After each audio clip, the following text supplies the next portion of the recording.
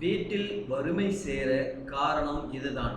நீங்கள் செய்யும் இந்த வாஸ்து தவறுகளை உடனே மாற்றுங்கள்.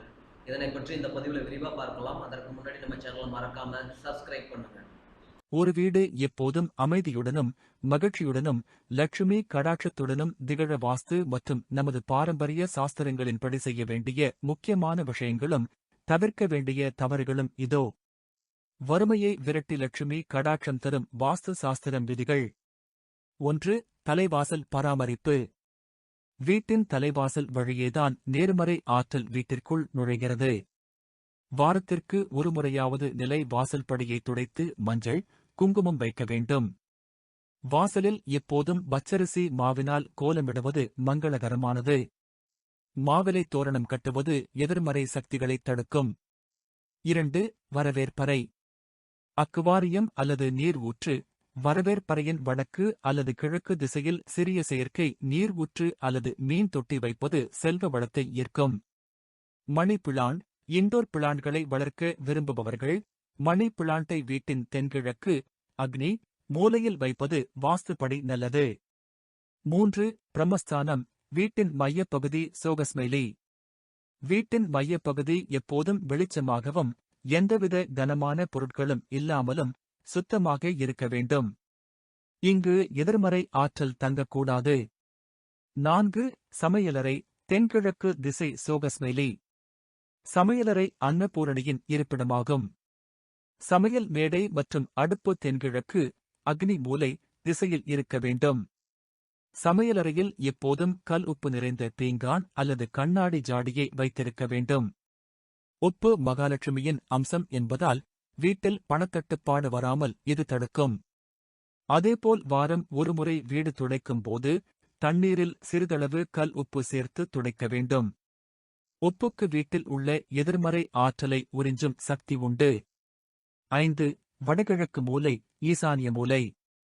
இது தூய்மையான தெய்வீக ஆற்றல் நுழையும் இடமாகும். பூஜை அறையில் சாமி படத்தை வடகிழக்கு மூலையில் அமைப்பது மிகச் சிறப்பானது. வழிபாட்டின் போது நாம் கிழக்கு அல்லது வடக்கு நோக்கி அமர வேண்டும். ஒரு செம்பு அல்லது பித்தளை பாத்திரத்தில் சுத்தமான தண்ணீரை ஊற்றி அதில் சிறிதளவு பச்சை கற்பூரம், ஏலக்காய் மற்றும் துளசி இலைகளை போட்டு இந்த மூலையில் வைக்கலாம். இது லட்சுமி கடாட்சத்தை ஈர்க்கும். வீட்டின் வடக்கு அல்லது கிழக்கு சுவரில் கண்ணாடி மாட்டுவது அதிர்ஷ்டத்தை வரவழைக்கும். தினமும் மாலை 5:30 மணி முதல் 6:30 மணிக்குள்ளான பிரதோஷ வேளையில் வீட்டின் வாசலிலும் பூஜை அறையிலும் நெய் அல்லது நல்லெண்ணெய் தீபம் ஏற்ற வேண்டும். விளக்கேற்றும் போது வீட்டின் பின்வாசல் கதவை மூடி முன்வாசல் கதவை திறந்து வைக்க வேண்டும், செல்வம் உள்ளே வர. 6. நறுமணம் மற்றும் இசை. மகாலட்சுமிக்கு நறுமணமும் இனிய ஒலியும் மிகவும் பிடிக்கும். தினமும் காலையிலும் மாலையிலும் வீட்டில் சாம்பிராணி அல்லது ஊதுபத்தி ஏற்றி வைக்கவும். மெல்லிய ஒலியில் சுப்ரபாதம் அல்லது பக்தி பாடல்களை ஒலிக்க விடுவது வீட்டின் அதிர்வுகளை நேர்மறையாக மாற்றும். 7. குபேர மூலையில் பணப்பெட்டி. வீட்டின் தென்மேற்கு நைருதி மூலையில் பீரோ அல்லது பணப்பெட்டியை வைக்க வேண்டும். அது வடக்கு திசையை பார்த்து திறக்குமாறு இருப்பது செல்வத்தை நிலைநிறுத்தும். வாஸ்து சாஸ்திரம் எச்சரிக்கும் வீட்டில் செய்யக்கூடாதவை. வறுமையை தவிர்க்க சோகஸ்மைலி. 1. உடைந்த மற்றும் பழுதான பொருட்கள். வீட்டில் உடைந்த கண்ணாடிகள், உடைந்த சாமி படங்கள், விரிசல் விழுந்த பாத்திரங்கள் ஆகியவற்றை வைத்திருக்கக்கூடாது. ஓடாத கடிகாரங்கள் வீட்டில் இருக்கவே கூடாது. இது வீட்டின் முன்னேற்றத்தை தடுத்து காலத்தை முடக்கிவிடும். 2. வாஸ்து சாஸ்திரப்படி தவிர்க்க வேண்டிய மாலை நேரச் செயல்கள். சூரியன் மறையும் மாலை வேளையில் ட்வைலைட் வீட்டில் யாரும் தூங்கக்கூடாது. அதேபோல் அந்த நேரத்தில் நகம் வெட்டுவதோ தலை சீவுவதோ வீட்டைப் பெருக்குவதோ கூடாது. இது மூதேவி, வறுமை, குடியேற வழிவகுக்கும். 3. சமையலறையில் எச்சில் பாத்திரங்கள். இரவு சாப்பிட்ட பிறகு எச்சில் பாத்திரங்களை அப்படியே சிங்க் போட்டு வைக்கக்கூடாது. இரவு முழுவதும் எச்சில் பாத்திரங்கள் இருப்பது அன்னபூரணியின் சாபத்திற்கு ஆளாக்கும். தூங்குவதற்கு முன் சமையலறையை சுத்தம் செய்து வைப்பது மிக முக்கியம். 4.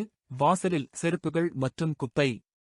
வீட்டின் தலைவாசலுக்கு நேரே குப்பைகளையோ துடைப்பத்தையோ ப்ரூம்ஸ்டிக் வைக்கக்கூடாது. அதேபோல் செருப்புகளை வாசலில் தாறுமாறாக கழற்றிப் போடாமல் ஒரு ஓரமாக ஒழுங்காக அடுக்க வேண்டும். 5. உப்பு மற்றும் பணக்கடன்.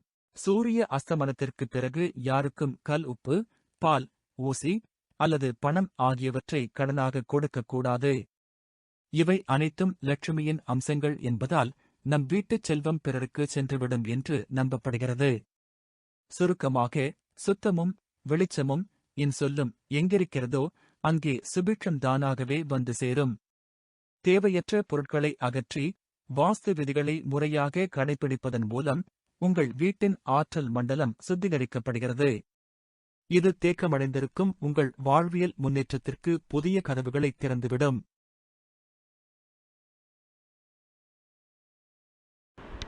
Thanks for watching.